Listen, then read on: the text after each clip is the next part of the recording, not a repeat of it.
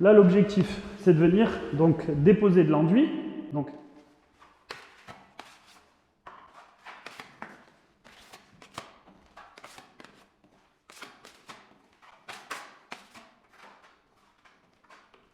tu essayes de déposer de l'enduit au moins sur la zone où tu vas déposer ta trame. T'en déposes plus, tu peux en déposer plus, c'est pas un problème. Tu prends ta trame, donc tu voyais où était ta fissure, et tu viens le déposer. Après, tu vas venir, donc tu peux la tenir en haut, et tu viens l'aplatir. Donc enlever, entre guillemets, l'enduit qui est derrière, pour vraiment la coller sur ton support. Ça, c'est assez important, c'est-à-dire que bien maroufler, en fait, on va recharger un enduit par au-dessus, mais bien maroufler, en fait, ta trame, parce que ta trame, si tu la maroufles pas, elle va rester en surface de ton enduit. Donc si tu déposes une couche d'enduit au-dessus, mais tu vas poncer, tu risques d'enlever de la matière, le but, c'est pas de revenir au treillis de ta trame. Le but, c'est que ta trame, elle soit le plus enfoncée en profondeur de ton enduit, pour être sur le support, et au moins par au-dessus de venir charger, et quand tu vas venir poncer, tu vas poncer que l'enduit, et tu ne vas pas poncer la trame, d'accord? Donc là, tu viens maroufler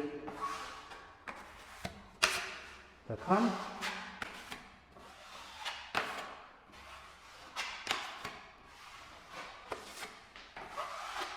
Voilà, en gros, elle est plus ou moins collée, d'accord?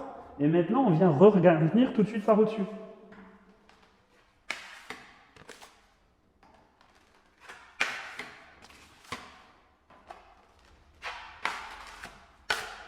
Donc là, moi ce que je fais, c'est qu'une fois que tu as déposé de la matière, tu peux relisser, mais tu viens casser les extrémités. C'est-à-dire que tu viens faire, tu vois, c'est à cet endroit-là où tu as beaucoup de matière. Tu vois? Donc là, en fait, le but, c'est de venir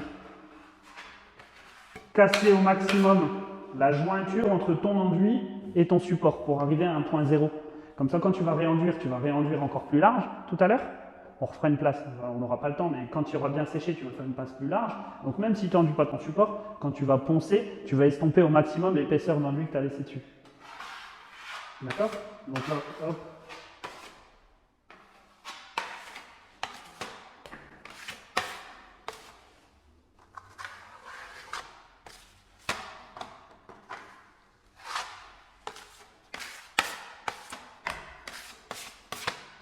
Voilà. Donc là, c'est propre, le visuel est propre. Après, je peux même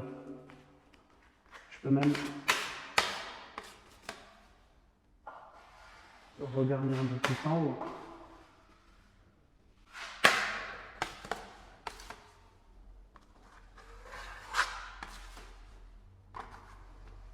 Et comme on dit, c'est la première passe. Hein.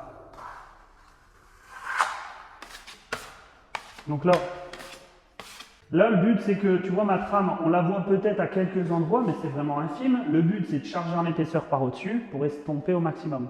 Et de là, tu te dis, soit je laisse sécher, j'imprime tout et je viens mettre ma deuxième passe. Et si, admettons, ton mur était propre et tu n'avais pas besoin de relisser la totalité de ton mur, tu vas tout simplement donc, continuer l'impression de ton mur, hein, parce que là, on n'a fait que le traitement de la fissure. Tu vas continuer l'impression de ton mur et après, tu pourras faire une passe d'enduit, revenir la chercher le plus large possible. Comme ça, quand tu vas te dire, en fin de compte, l'épaisseur d'enduit que j'ai, ça va être quoi? Ça va être 1 mm, 2 mm peut-être, mais en rénovation. Mais quand il est estompé sur 80 cm de largeur, c'est 1 ou 2 mm d'épaisseur, on ne se voit quasiment pas. Ça ne va pas te faire un aspect bombé, tu vois, comme si tu avais fait vraiment une grosse réparation.